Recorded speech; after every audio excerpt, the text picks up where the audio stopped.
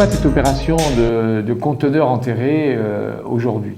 Je crois qu'en prenant la présidence et la direction de cet office avec Bernard Aubert, nous avions non seulement des projets très importants de construction neuve, mais nous avions aussi le devoir de rénover un patrimoine qui est pour l'essentiel déjà assez ancien.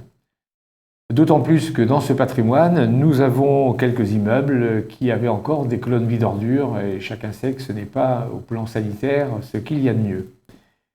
L'idée de mettre en place un système de conteneurs enterrés, outre le fait que maintenant ce n'est pas une grande nouveauté, ça existe un peu partout en France, c'est que ça permet non seulement d'améliorer considérablement les aspects sanitaires des immeubles en faisant sortir les bacs à ordures des locaux. Ça évite d'ailleurs également leur transport, mais ça évite surtout les risques d'incendie que l'on a souvent rencontrés, qu'on rencontre encore dans les immeubles avec des départs de feux de poubelle. Et puis aussi, ça évite d'avoir, surtout dans les périodes de printemps, été ou automne, des invasions d'insectes vraiment indésirables. La contrepartie de ce système, effectivement, c'est que les locataires ont un petit effort à faire, mais je crois que finalement, entre leur travail et puis le fait que de notre côté, les gérants voient leur travail allégé, eh bien, globalement, tout le monde peut être satisfait puisque plus d'hygiène d'un côté, mais aussi plus de propreté, plus d'entretien des parties communes. Donc, c'est un mode gagnant sur tous les plans. Rendez-vous est pris avec Olivier Brotte, technicien en pôle patrimoine en charge du projet des conteneurs enterrés. Nous le retrouvons au pied de l'opération 25 logements Gounod, inaugurée le 30 mars dernier.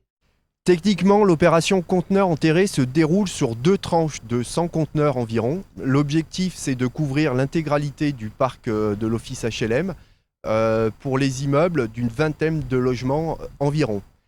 Désormais, toutes les opérations neuves bénéficient de conteneurs enterrés, comme au 60 Gounod derrière moi.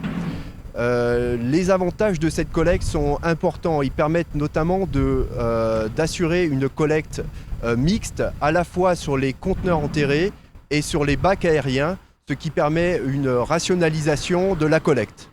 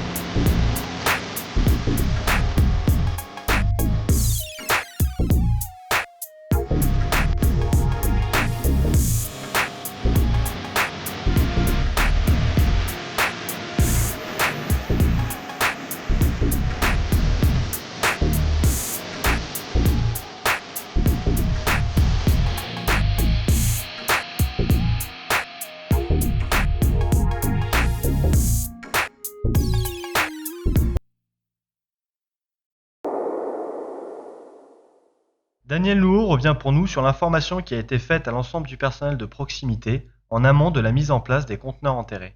Nous avons donné à notre personnel de proximité toutes les informations nécessaires afin de les placer dans les meilleures conditions pour pouvoir à son tour expliquer à nos locataires la gestion des déchets. 3 actions ont été mises en place. Tout d'abord, une visite du centre de tri et du centre d'enfouissement. Ensuite, nous avons demandé à un ambassadeur du tri de Valence Agglo Sud Rhône-Alpes de venir dans chaque agence expliquer les pratiques du tri sélectif. Et ensuite, une plaquette d'information expliquant l'emplacement des conteneurs enterrés et des points de tri sélectif a été mise en place.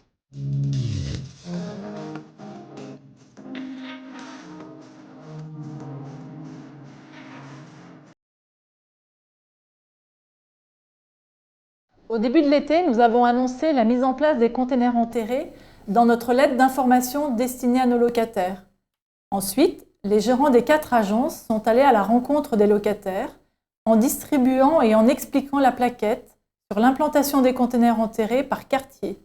90% des locataires ont été vus à ce moment-là, ce qui est extraordinaire.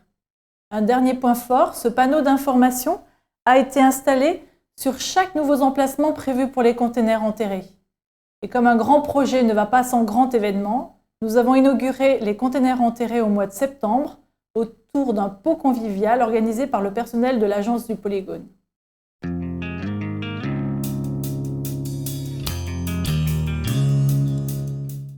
Lors des visites de courtoisie, nous rappelons aux locataires l'usage des conteneurs enterrés et également lors d'opérations comme aujourd'hui de sites propres.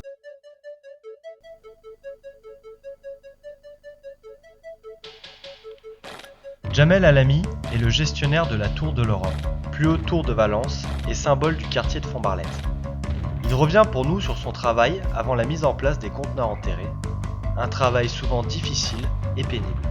Avant les conteneurs enterrés, donc je travaillais avec ces poubelles-là, j'en avais 40.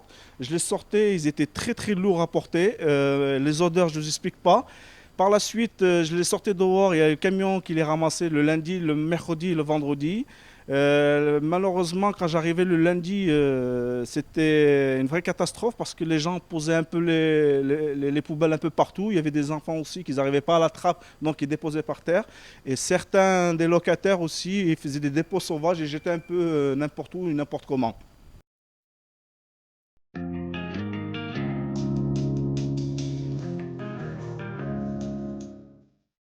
Les locataires ont accueilli très favorablement les containers enterrés sur le Polygone.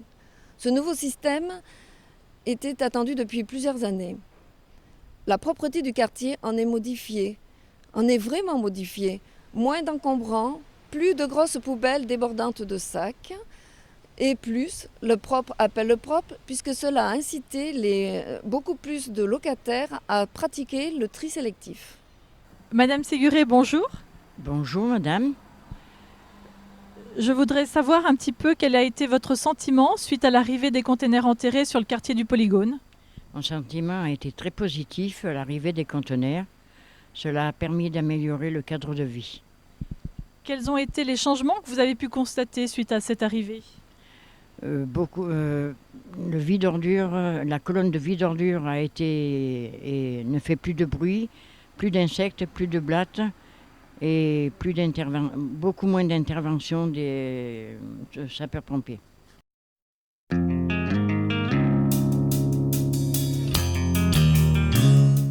Le fonctionnement de la borne est très simple. On tire la poignée, on laisse le sac intérieur d'une capacité maximum 50 litres, on laisse revenir le couvercle. Par contre, il faut toujours s'assurer que le sac est bien tombé au fond.